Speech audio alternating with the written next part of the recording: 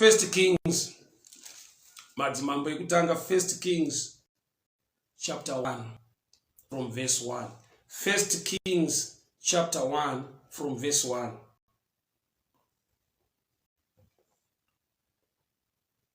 Junior Tava, a blessed morning to you.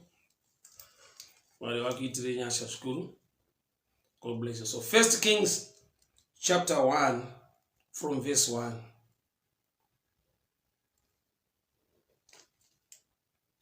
When King David was old and well advanced in years, he could not keep warm, even when they put covers over him. So his servant said to him, "Let us look for a young virgin to attend the king and take care of him. She can lie beside him, so that our lord the king may keep warm." When they searched throughout Israel for a beautiful girl and found Abishag, a Shunammite, and brought her to the king. The girl was very beautiful. She took care of the king, waited on him, but the king had no intimate relations with her. Natali mrefu, may the good Lord bless you. Mkoma Ian Mwariwakitire Nyasha over there in Namibia, may the good Lord protect you. Yanda virenga mangwana ni ano. Ine chekuita ne era kana kuti mistake. Musikana wanda virenga nezvake pano.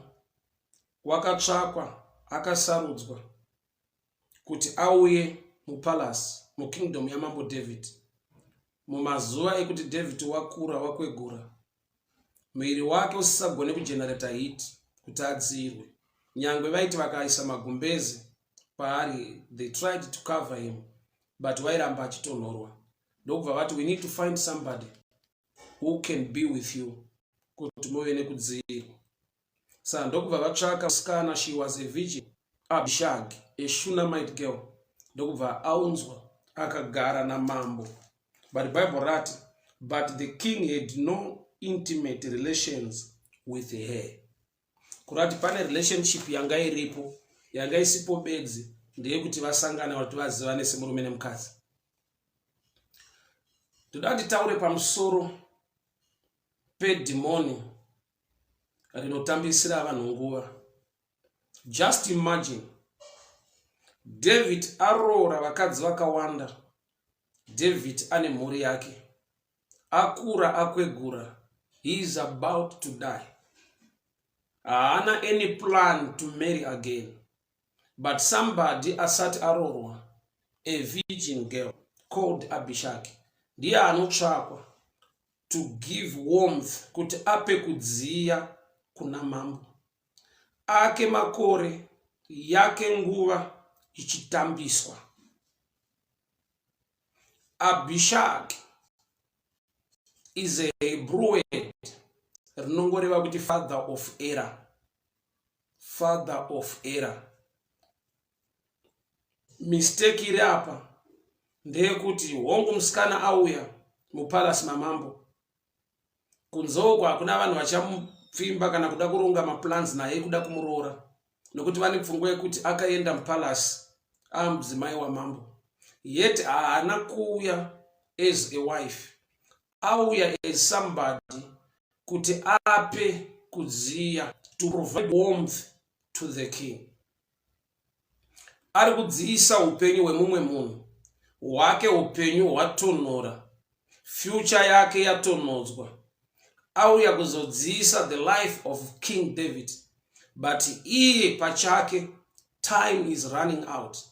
Number 2, hakusisina munhu ari interested naye. Any plans to marry hapasisina, nechikonzero chekuti vanhu vanongoti mukadzi wamambo, mukadzi waDavid.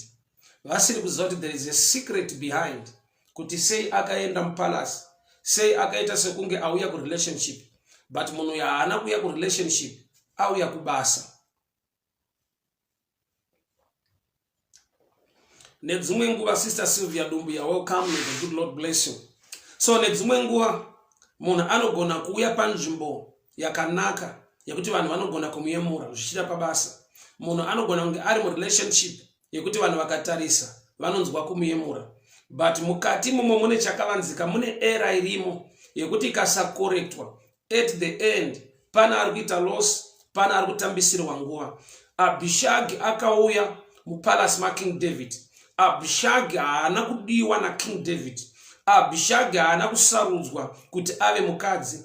Although she was beautiful, although she was a virgin, but basa raainga mupalace mukingdom maDavid auya kuzopa mambo kudziya. Shoko rati mazuva yaDavid anga akura akwegura zvokuti muviri wake wangosisakwanise kugenerata heat. Vanhu vaiti vakamufukidza magumbeze, even the coverings, haigona kunzwa kudziya. So plan yakarongwa nemaservants ake zvoreva kuti Abishagi haana kuonekwa naking David, haana kudiwa naking David. Abishagi yaiva choice yemaservants aking David. Haasi kuenda mukingdom, haasi kuenda mupalace nokuti ari kudanana naking. Ari kuenda mupalace nokuti kune vangomuchiva, kune vangomufarira, kune vangomutora, but vanhu ivavo mweya madhimoni isystem inorwisa vanhu to an extent yekuti unoenda vanhu pavanofunza kuti waenda pari nani, but the end of the story hauna chiri nani chaunobuda nacho, but time yako inenge yawastwa.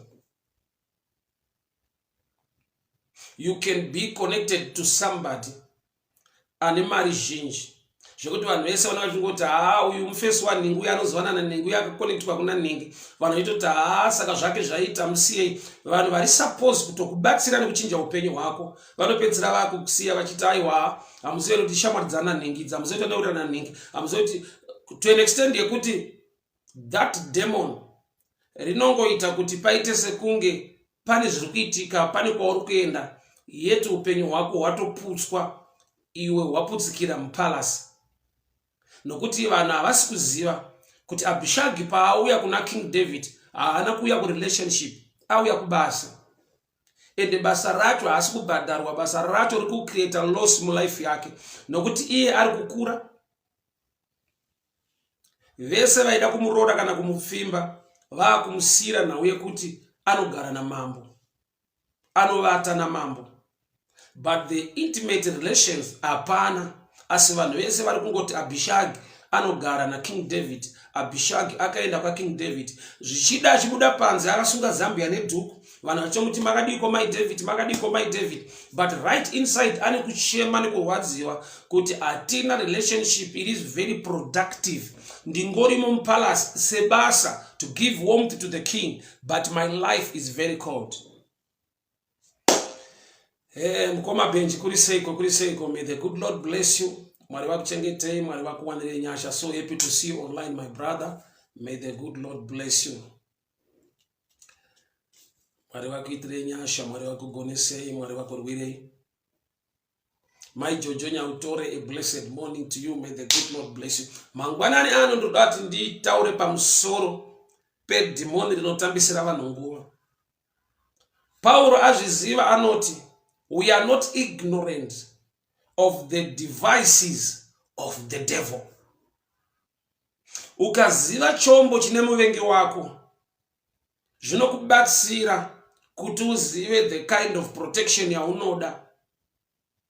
Ukaziva masystems ye-enemy against your life, you will know how to handle that enemy well or better.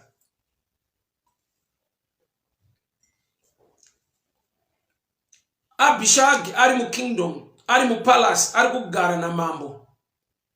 Vanhu vachimuona vanoti aiwa ndo mudzimai wa mambo, zvida toti first lady, ndo first lady. Yet zvikuonekwa navanhu panze haisi original picture iri mukati. Muridzi ari kurwadziwa, haana relationship iri productive, ari sekungoshandiswa, ari kushandiswa achiwestirwa time. Hama dzangu ariko madhimoni anoshandisa vanhu kuwestira vanhu time. Vanhu kunzoko vachitokuyemura, uchitokavaudza ukataura navo vanenge vachitoti aiwa mugere musadaro, muda kungotishingisa zvenyu zviri right. Yet you are telling people the truth. You are in the palace, you are connected to the king, but hauna productive result yauri kubuda nayo. Oza pane munhu wekuti akakuudza kuti so and so I'm close to him, so and so is my friend, so and so is my brother, munotanga kumurambira nechikonzero chekuti vanhu vane picture yekuti ukawirana naningi haambokusiya lafiya kwakadai, ukazivana naningi hamuna ane mari haakusiya usinawo kana business kaunoita. But there are people vari under attack to an extent yekuti the devil akava openera a door to people vari well respected in community, in society, yet vari kuwestirwa time varimo. Demon ra Bishag, I demon ra time waster. Father, I pray against such a demon. Mupenyu wana wenyu mangwana ni ano nezita ra Jesu. Mweya wokutambisirwa nguva, mweya wokusava productive, mweya wokubirwa time nezvaunofanirwa kuita muupenyu. Ndikunamata nekutaura nyasha.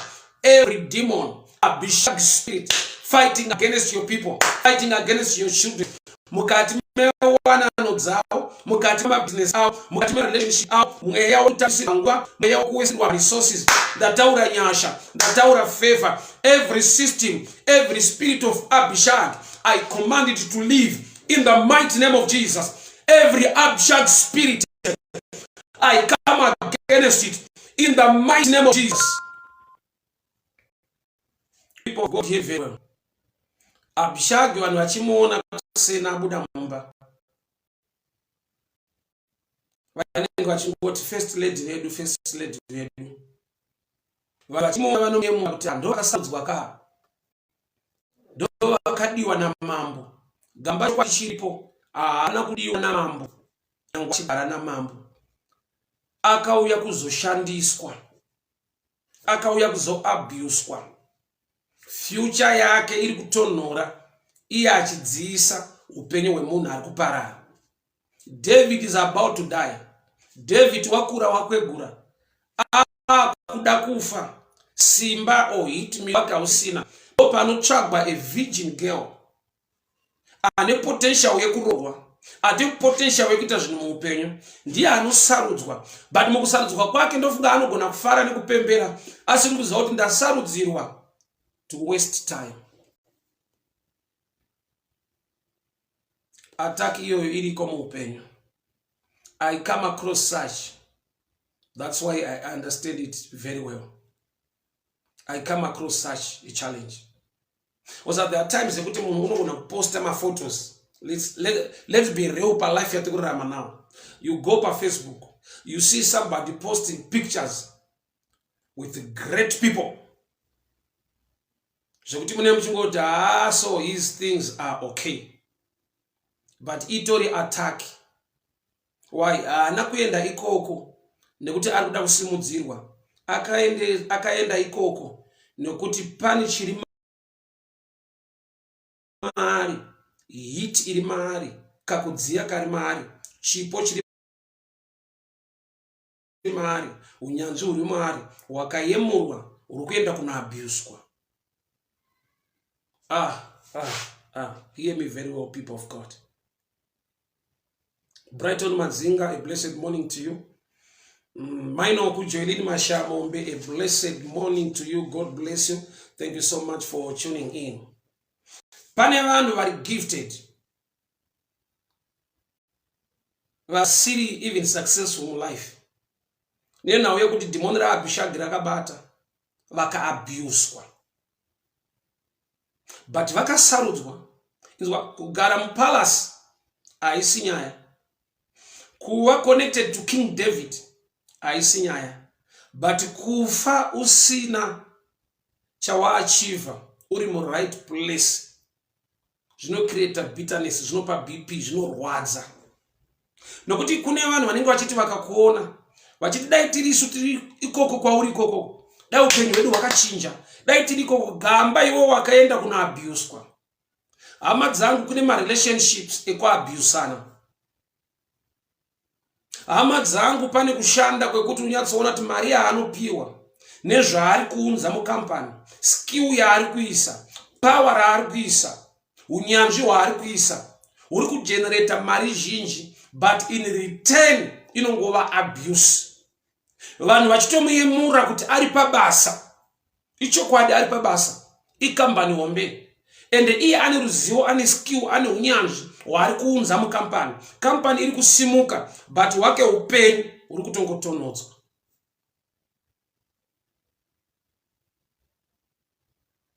That's an error. Abishag spirit. Demoni rinokusiya uchisarudzwa, rinokusiya uchienda mupalasi, uchienda muenvironment munzvimbo yakanaka, but the end of the story wakaenda kunodziisa vamwe, wakaenda kunoabuswa, hauna chaunobuda nacho. Since there was no intimate relationship between the king and Abishag. Mufunge kune vanhu vakaita saBetsheba, vakauya vari vakadzi vevamwe vanhu. Kune vanhu vakauya saAbigail, aiva mukadzi waNabal. Vakauya vasiri mavhiri, dziri mvana, vari vakadzi vamwe vanhu vabvutwa kuno vamwe varume, vakabereka vana. Betsheba akabereka the next king and Solomon. But just imagine, nzvimbo yakasvika munhu ari mvana akawana favor yekubereka the next king, the richest man. Iwoya nzvimbo yoyo uri virgin, the king oshayiwa a relationship with you yekuti uve nemwana. Waunzwa mu wrong time for a wrong reason. Beware of such things, especially in relationship. Inenyadza tinonzwa tine zvatinoona in the natural terms. And a guy wants to get papers. Sorry to say this, but I'm sure you understand. Nokuti mukomana ane mapepa ari kuda, kana kuti musikana ane mapepa ari kuda, anopinda mu relationship. Relationship iyo ine reason iri hidden, but inonyeperwa sekunge i relationship yekuti vanhu vatova mu marriage vave ne family. But munhu kana relationship iyo zvaari kuda zvaita mapepa akabuda, you move on to marry somebody, or you move on to be married with somebody. Vanhu va abuse ana ma relationships. Why? This demon, the spirit of Abishag, inokonzera kuti munhu aende mu palace ma King David, aite sekunge adiwa nekurorwa namambo, yet havasi mambo akamuda, ende chaakadirwa chacho I abuse, ari kuya kuzogenerate heat to the dying man, but her life is dying. Wake upenyu uri kutonora, but chaadirwa zvanzi to give warmth to the king. Sister Shamiso Jake, a blessed morning to you. Thank you so much for tuning in. Stanford Rusosa, may the good Lord bless you. May the good Lord favor you. Thank you so much for tuning in. Mangwanani ano ndutara pamsoro pe demon requested time. Demon rekuti unongori mu right place for a wrong reason.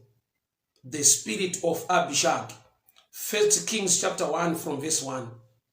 Abishag was a virgin Shunammite girl chosen by the servants of King David, not for any good reason, but to provide warmth to the king. No intimate relation. Vanhu vachimuona vakatoyemura kuti zvako wasarudzwa kuti unogara mupalasi, udye zvakanaka, upfeke zvakanaka. Life is more than food. Life is more than dressing. Hongu zvinizvozvo muupenyu zvinodika, but you can't be there for good food. You can't be in the palace. You can't be connected to great people for the sake of putting on a good suit and eating good food. Just like that. I am telling you this because ndakambopfura ne system yakadaro. Ndakambopfura ne ma systems iwayo. Maya Irwadzi, may the good Lord bless you. Thank you so much for tuning in. Pane nguva yekuti people look at you and admire you because you are connected to so and so. A man respected in the society, a man with many businesses, and he calls you close to him. But your life will remain the same. nekuda kwekuti ane kudziya kwaakaona kuri mauri, ane area dziri kutonhora maari dzaanongoda your warmth, but relationship iri productive hapana. Mukaenda even kunyika kune mafriends ekuti they can buy you beer, but zvine chekuita nefamily nereal life they won't support you. They are friends because they can even buy you beer kusvika wapara wadhakwa, vangatokukweretesa mari yekumwa, but they cannot borrow you some money to start a business or borrow you some money to take care of your family. The demon is not about the spirit of Abishag. Kuti munhu anodanana neutano mapepa ekuva munhu imwe nyika ekuita rimwe business. Munhu anodanana newe ane agenda yekukuita a stepping stone. Iwe unopinda nemoyo werudo rwakakwana, uri kufara rokuti zvaita. Gamba mumwe wako ane a reason yekudrivewa nethe Abishag spirit. The spirit yekuabusana. The spirit yekuti zvaunogona zvako ndo zviri kudiwa, but iwe hapana chaunobuda nacho. Just imagine, it's very dangerous. I am here telling you this because I've passed through such a connection. Yekuti unongosara une mafoto. So and so, we talk, so and so is close to me, so and so, we do this, we do this, we do this together. But when you look at your life, uchaona kuti wakadzisa mambo. Iwo vanhu vavaifanirwa kukonekitana nawo hauna. Nekuti nzwa Abishag auya ari virgin kuna King David. Kurati musikana mudiki, she was so beautiful, ane potential to be seen, to be married by somebody. But ari kuendeswa kumunhu asingamude, asiri kumurora, ari kungouya kuzongoshandiswa bedzi. Kana David afa, they will kick out this woman. Why? Nekuti anouya ari mhandara, handizoti akauya akagara mazuva akareba zvakadii. Kurati mwenguva unotozobuda, nguva yapera, watoita sekunge wakutochemberawo. But wapinda murelationship isiri productive. Zvichida kumabasa zviriko, munhu anoshanda aine bitterness kuti ndacontributa a lot, but in return ndinenge ndiri kudziisa company ino iri kudziirwa, iri kusimuka, but wangu upenyu huri kutonhora. People of God, hear me very well. That demon must leave you. That demon ngaide kubata pavana vangu. That demon ngaide kubata pabasa rangu. That demon ngaibude mu relationship. Vanhu vari kupinda mu relationship, mumwe ane ma hidden agenda. Mumwe ari kupinda nemoyo, mumwe apinda nepfungwa nestrategy yekuti kana tatobva nguva yakadika nezvabuda, I will move on neupenyu hwangu. I will look for somebody wandinowaika muri nayo chaura. I want to use this one for the sake yekuti mapepa angu aite. Wese ane pfungwa idzodzo against your life, may God expose them. May God give you the grace and the favor, a discerning spirit, not to accept such. Kana kava nekunyengera sekunge anoratidza kuti ane rudo. Look at Herod. Herod anoudza wise men kuti kana mamuwana Jesu muwe muchizondiudzawo. Why? Nokuti neniwo ndoda kumunamata. But varuma vaona Jesu, they were warned in a dream not to go back the same way. Vakayambirwa muchiroto vasadzokere nenzira iyoyo. Why? Because Mwari vanonzvera moyo. Vakatoziva kuti Herod maari makazara shanje, ane moyo wokuuraya. But akaputira kuuraya neshanje nelanguage kungoti I also want to worship him. Life yekurarama ma promises inoita kuti uzorarama upenyu huri bitter.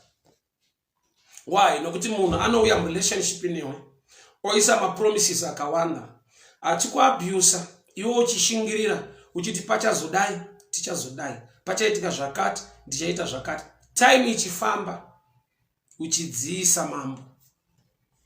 Vanokuda vari panze apa havachatombokudi.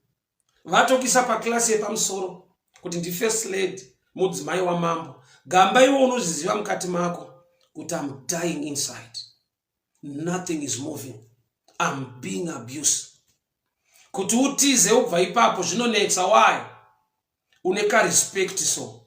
Do you know kuti kune imwe respect inocreatwa na devil nekuda kwekuti wakashaiwa a discerning spirit yekuti it keeps you close to something or to someone that is abusing you in the name of respect, in the name of kutsungirira.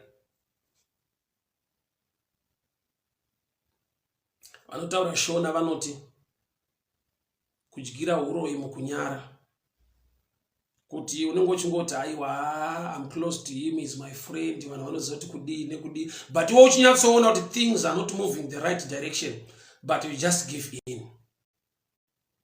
Zvekuti at the end upedzera wakuzvipa mhosva wakuzvituka kuti kochicha ndaita ndakawestirei nguva, zvinhu zvinandazviona, but hamene chaingondikipa ipapo. May God help us. Every relationship is meant to abuse you. Usapinda mairi, buda mairi. Kudenga kuna Mwari ane nyasha, ane zvako zvakakunakira, ane wako anokuda nekurevesa. Mwari vane favor neupenyu hwako yekuti panzvimbo yauri kuabuswa, there is a better place for you. Every Abishag demon, we command it to go in the name of Jesus. Every Abishag spirit, we command it to go in the mighty name of Jesus. Demon iroro ngariregedze basa rako. Demon iroro ngariregedze relationship yako. Demon iroro ngariregere kubata pamusoro pevana vako. Nezita ra Jesu Kristu eNazareta. People of God, nyaya ndiri kutaura ndati inini I passed through such, so I know it's real. Ririko demon iro. It's better uregere kunodzisa mambo mpalasi, uwane munhu anokuroora, anokuda, anorevesa, ova nemhuri yako, than kuwestirwa time wopiwa zita rakanaka, first lady, mudzimai wamambo, but uchitukatarisa wako upenyu, hapana chehuma chaunongedzere, uri muabuse, but that abuse rakakotwa with a better name, nehembe dzakanaka. Hama dzangu, hembe, chikafu zviri part yeupenyu, but haisi nyaya yakakura. How can you suffer or to be abused nekuda kwokuti unenge uchingopfekedzwa hembe dzakanaka? Life is more than dressing. Life is more than food. You cannot live inheritance yemasutu kumhuri yako. You cannot live inheritance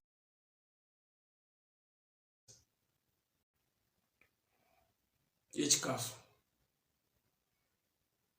People of God, hear me very well. Kune vanhu vakapfekedzwa vakachena, vadya mumahotera, but haugoni kusiyira vana vako nhaka yehotera yawakarara. Haugoni kusiyira vana vako matickets endege kwaWiFly uchiendeswa. Life is more than that. Warira kuti abuse yauinayo ine tunhu tunonakidza, zvokuti dzimwe nguva unogona kutadza kuona kuti ndiri muabuse. Why? Nekuda kwekuti unogona kunzi tiri kufly business class, tiri kuenda kuDubai for shopping. Hausiyire vana vako nhaka yeshopping. Legacy neinheritance yaunogona kusiya kumhuri, it's more than clothing and food. Beware of abusive relationship. Beware of the Abishag spirit, that demon. Rinoita kuti unzi mai David, wakapfeka zvakanaka, uchidya zvakanaka, wakagara mumota, motorcade, uchiteerwa, uchipururudzirwa, but deep inside unotoziva kuti handina chandinacho. Life yangu ndeye kuposta mapicture akanaka paFacebook. Mapictures epa Facebook haisi nhaka kufamily.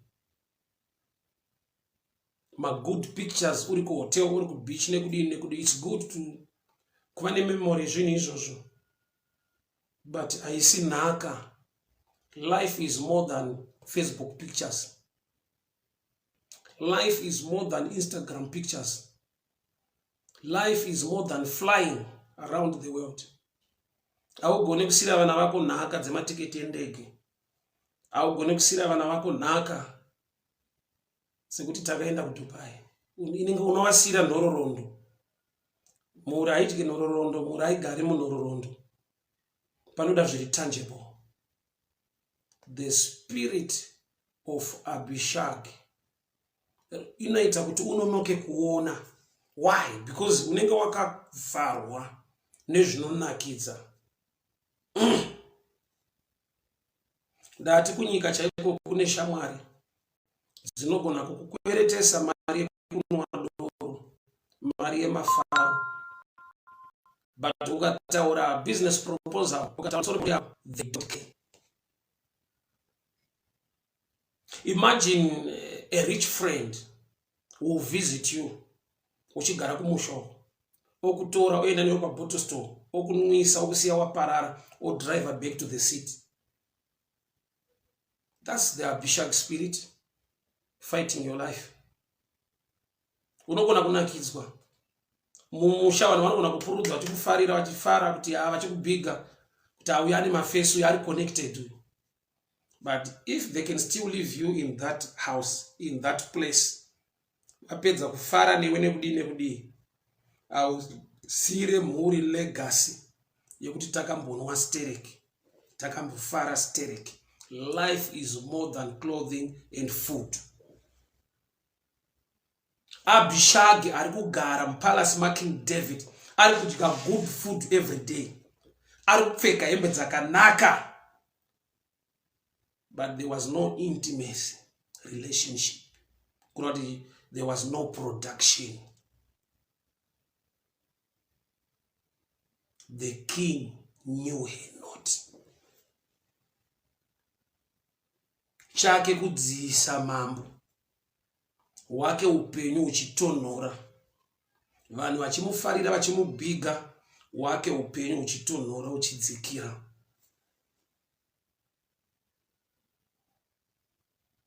Mazita achipiwano, mazita ekubigwa, so maslay queen kudi mukadzi wamambo vahosi kuzodi. But iye anotoziva kuti ndiri padambudziko, but dambudziko rangu rine a covering inenge upenyu hwangu wakanaka.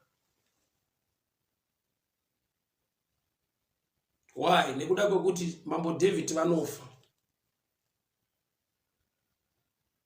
It's easy to be kicked out.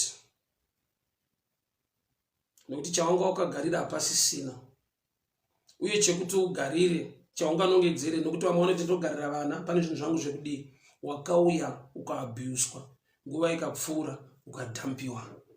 Vaifanirwa kukuroora nekukuwana vakakusiya vachiti uri mukadzi wamambo waenda kupalace. Kurati kune vanhu vanonge vakatumwa naMwari muupenyu hwako kuti vakubatsire, but dhimoni raAbishag rikakuataka, unobviswa within their reach, unoconnectwa to people yokuti iva vaifanirwa kuona newe nekukubatsira havachauya kwauri, ende vachikuyemura vachikusiya. Time is moving. Aifanirwa kukuroora haachakuroora. Uri kugara nevamwe tsana vari kungoda mapepa murelationship yako, vachiabusa iwewe, ozoita move away. Aifanirwa kukuona akatozoitawo futi move on, and your life is scattered. It's so painful. But we thank God. Our God is a God of restoration. Maabisi wayo akaitwa asi nekuda kwevhangeri rekuti Mwari kana varituma aridzokere kwavari sinozadzikisa chavaritumira. May God restore you. Every relationship yaiva neabuse, nyangwe pabasa pawaiabuswa, Mwari ndiMwari wedzoreredzo. Iye anoti I will restore the years. Makore akadyiwa newiza, akadyiwa nekanka nampedza chose. Mwari ndiMwari wenyasha, Mwari ndiMwari wenyasha. May God restore you. May God protect you. May the blessing of the Lord be upon your children. Varegere kupinda museko, musystem ya abuse. Do you know madimoni ane tendency yekucreate a circle muupenyu hwevanhu nokuti zvakapfuura nazvo zvichataka baba through the bloodline, it so attacks the children.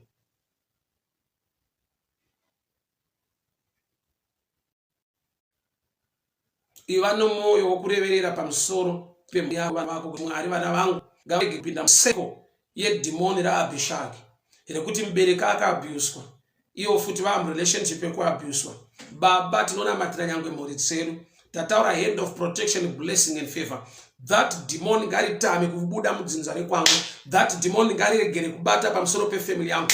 The Abishag spirit, the spirit of error, the spirit of abuse, I command you to go in the mighty name of Jesus.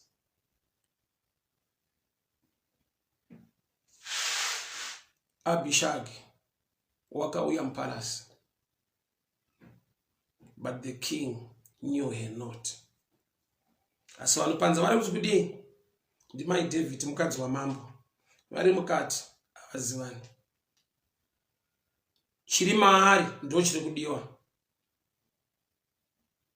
Iye zvaanodawo zvido zvake hazvitariswe. Chiri maari kuti munhu wechidiki ane body rine heat, so she is there to give warmth or to provide warmth to the king, kupa mambo kudziya. Kuna kuti iye ane maservices aari kuoffer, but iye zvaanodawo hazvitariswe, life yake hairespectwe. That's abuse. Ari kudziisa mambo, ko wake waupenyu hazvitariswe. Do you know there are times ekuti when you are poor and gifted, the rich vasina such gift, they can hire you. Ovakavira egepi pazvinhu zvavo. Iwe unozviita in the name of respect, unozviita in the name of love, but uri maabuse. Abuse unongoona bedzi kuti kana une zvako zvaunoda hazvitariswi, asi maservices ako avanoda vanoada, vanoagamuchira. I passed through that. Unyanzona kuti pana patafambisa ndima zvinhu zvaita, but washandiswa as a stepping stone, as a bridge. Munhu acrossa at the other side, bridge harifambi, bridge haritevere. He will easily forget you. You will find other people vaaikoko. And aikoko dzimwe some they will even deny knowing you or being connected to you, or deny that you once helped them. That's people for you. Ndo anonzi munhu, ndo anonzi vanhu. Demoni iroro ririko, re-abuse. I passed through that. I know this very well. Zvekuti vanhu neimwe nguva yekuti zvinhu zvako zviri right. Takakuona una nhingi muchidai, takakuona muchienda munyika dzakati, takakuona muchibhururuka muchidii. That was that. Why? Because ndine kudziya kwandai provide now. And after passing through that, I pray, may God protect you. Mwari vakuwanire nyasha, vai Mwari vedzereredzo muupenyu hwako. Usangane nefavor inobvisa bitterness yeabuse yakaitika. Nokuti nzwa abuse iyoyo inogona kurarama mauri ukava bitter for the rest of your life. Zvinorwadza ufunge kuti une zvakanaka zvawakaita, in return inongova abuse. Ene munhu kana akumberi koko, he doesn't look at you semunhu akapusha ndima akaita basa. Uzapani pamba kuti unofambisa nyaya dzevanhu usiri kufambisa dzako. Pane pakuti unomuvisa zvinhu zvavanhu uzorealize kuti pano ndashanda ndamuvisa basa revanhu, but my issue is still stagnant.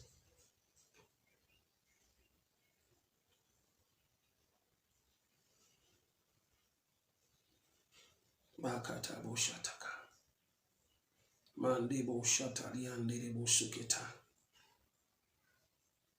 It's time for us, Mwari watu wanile nyasha. Taramba mweya wa abishagi, taramba mweya wa abuse, taramba mweya wa kushandiswa, wekuba a stepping stone muupenyu wa vamwe vanhu. Kana vamhiri vakumberi they forget about us. Upenyu hwedu nenguva zvinenge zvafamba. People of God, hear me very well. Iriko spirit yekuti chiri mauri ndo chiri kudiwa. Zvaunodawo iwewe hazvitariswi. Chiri mauri ndo chiri kudiwa. Asi zvaunoda iwewe hazvitariswi. I remember listening to one of the sermons. Prophet Emmanuel Makandiwa. He was teaching from the book of First Songs of Solomon, or Songs of Songs. Yavaitaura pamusoro pekuti, I'm darkened by the sun. My mother's sons were angry with me. They made me take care of the vineyards. Pavaitaura pamusoro pechiroto. It was a great sermon. You know, I love that man so much. As a minister to I'm going to connect to that one is the same thing. The spirit of Abishag. Now Songs of Solomon chapter 1 from verse 6 is the same thing. Munhu aiche mane abuse. Kuti kumunda yako manda iswera zuva rakandirova ndikasviba ndiriko.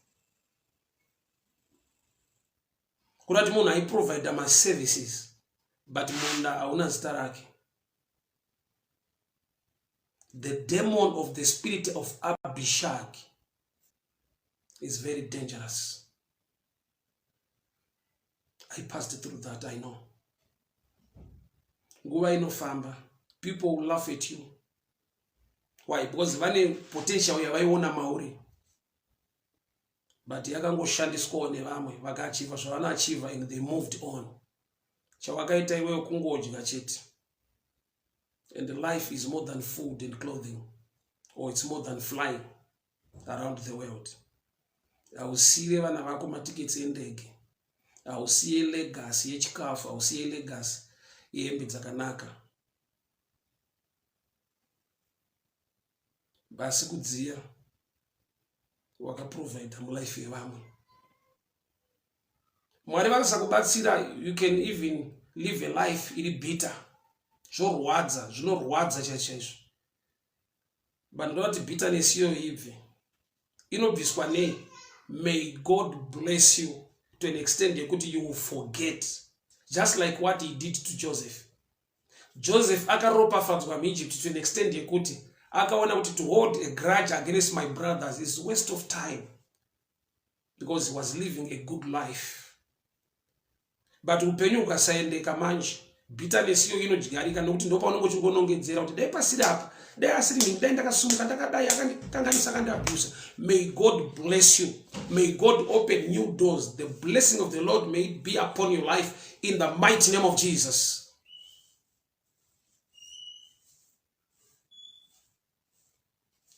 Abishag spirit, demon re abuse, iregere kubata muupenyu wako.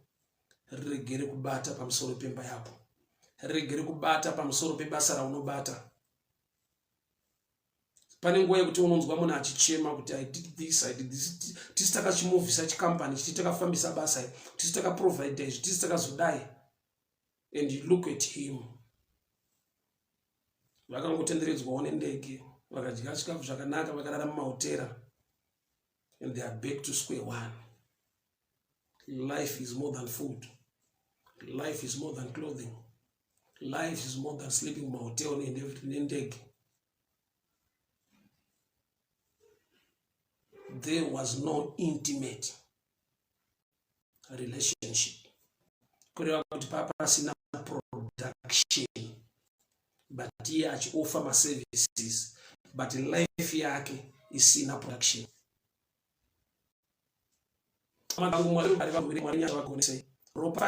Kuti bitterness mamuri ibude.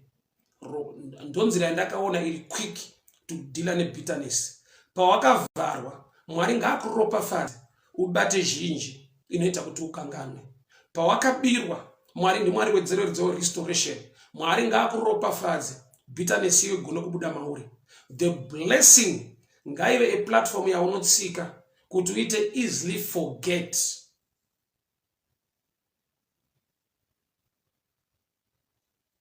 Joseph wakaropafadzwa zvakamupa kuti ave ne good heart to forget betrayal yema brothers. May the same happen to you. May the good Lord bless you. May the good Lord favor you. The spirit of Abishag, the spirit of abuse, igere kubata mhuri yako, igere kubata upenyu wako. Please, I ask you to share this message. It's a message for many people. They passed through that. Father, I pray every demonic spirit, the spirit of error, the Abishag demon, I command it to go. I command it to go. Gairegere kubata muupenyo mwana skana. Gairegere kubata muupenyo mwana komana. Ndataura favor, ndataura protection and blessing. In the mighty name of Jesus, this demon, irino nyanyo bata against girl child. Vazhinji vano abuse from relationships.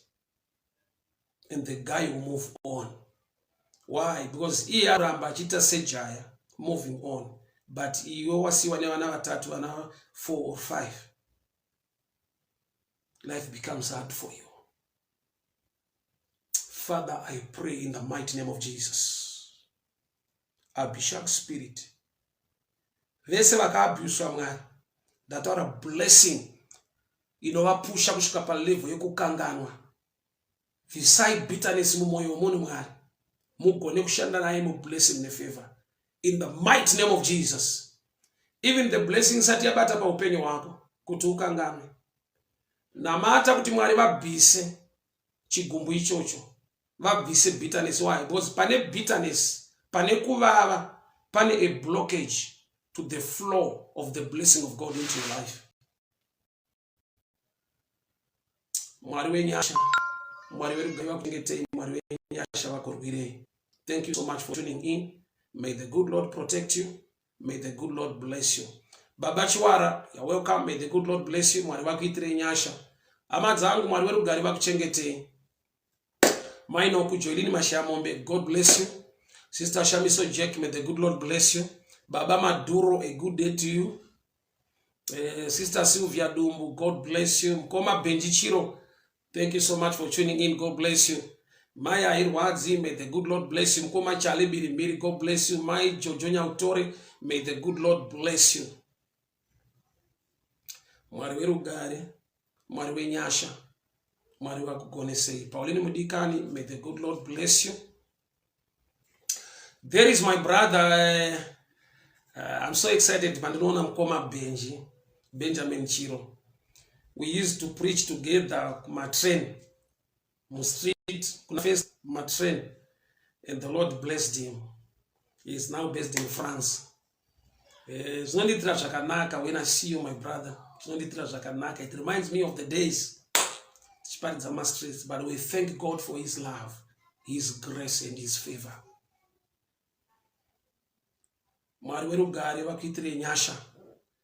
Muregere kwa abuse. Wese anouya ne spirit of abuse. Achinyengera sekunge aroda kukisa mpalace. Life is more than food. Life is more than clothing.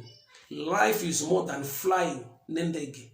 Life is more than sleeping in hotels.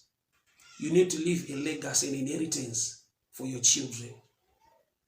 Monaka uya aine zvese zvone package yese iyoyo. But agenda iri abuse. May God help you to resist such. I know it will be hard with carnal mind, with natural reasoning. May the Spirit of God help you.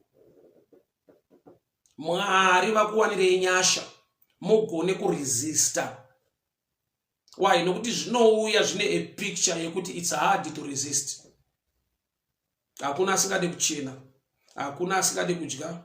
Hakuna asingade kuflya. Hakuna asingade zvakati. But zvikauya in the name of abuse, may the Lord help you to resist such. Tongai karonga A blessed morning to you. People of God, I stand here to testify that I passed through this. Rakambondata akatimoniro. Rekuti you provide warmth to the king, but your life is productive. Nekuti hapana intimate relation. Rufaro Kausio, may the good Lord bless you. Thank you so much for tuning in. Amadzangu mwari werugare vakuchengetei, mwari wenyasha vakugonese. Man of God Simon Chilo, may the good Lord bless you. May the good Lord favor you. So scripture and everything, it's 1 Kings chapter 1. 1 Kings chapter 1. The spirit of Abishag, the spirit of error, the spirit of abuse. Iregere kubata pamori yako. Iregere kubata nyangwe pa basa rako. Vanhu ngavaregere kungotora kudziya kuri mauri, but vokusiya wakadaro. Chipo chako ngachiunzewo favor muupenyu hwako nemhuri yako. Uregere kurarama life ye abuse. Kuti your services ndo dzavanoda, but your life they don't care. Mwari ngavakupe meso emweya, ngavakushinodze.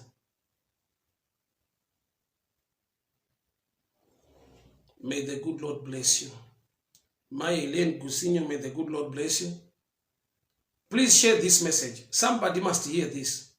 Why? Because in this message there is a declaration. Kuti ngazvirege kubata pamhuri yako. Ngazvirege kubata pabasa rako. Vanhu ngavaregere kuda skill neknowledge yako, but vachikusiya wakadaro. Vanhu ngavaregere kuda maybe the shape of your body kana uri mukadzi, but vasingade your life. Ngavaregere kungofarira zvavari kuona pauri, but vasingafarire zvaunoda kuti zviitike muupenyu hwako. Ndinodeclare nezita raJesu Kristu weNazareta, iye Mwari anoti kana atuma shoko aridzokere kwaari asina kuzadzikisa chaaritumira. Mwari ngavakuropafadze, ngavakubvise murelationship iyoyo, ngavakupe zvakakuringana, zvakakunakira, zvinokonzera production and favor muupenyu hwako muzita raJesu. Amen. Sister Jane Chirema, I'm so happy to see you online. God bless you, God bless you, God bless you, God bless you. Mwari vakuitire nyasha, Mwari vakuchengetei, Mwari vakugonese. Bye bye for now. Tisanganisire zvakare manero nenyasha dzaMwari. Please share this message. Ndakumbirisa zvangu. This demon is damaging people. This demon is damaging, especially girl child. This demon is serious. Vanhu vari kuabuswa. Vanhu vane skill, vanhu vane knowledge, vanhu vane zvavanogona, vane kudziya kuri Mwari. Kuri kungodiwa nemamwe madzimambo. Ivo in return vanongogariswa mupalace. Vanongopfekedzwa zvakanaka, vanodya zvakanaka. At the end, vamwe vanosiyiwa vakurwara, vamwe vanosiyiwa vaine vana, vamwe vanosiyiwa. The abuse is too much. May God help you to stand. May God open a new door over your life. In the mighty name of Jesus. God bless you, God bless you, God bless you, God bless you, God bless you. Nyasha dziwanzwe, nyasha dziwanzwe, nyasha dziwanzwe. Mwari werugare vakuchengetei, Mwari wenyasha vakugonese. Mazvita amadzangu, mazvita amadzangu, mazvita amadzangu nekutera evangeli. Please share so that somebody will get blessed. God bless you. Bye bye.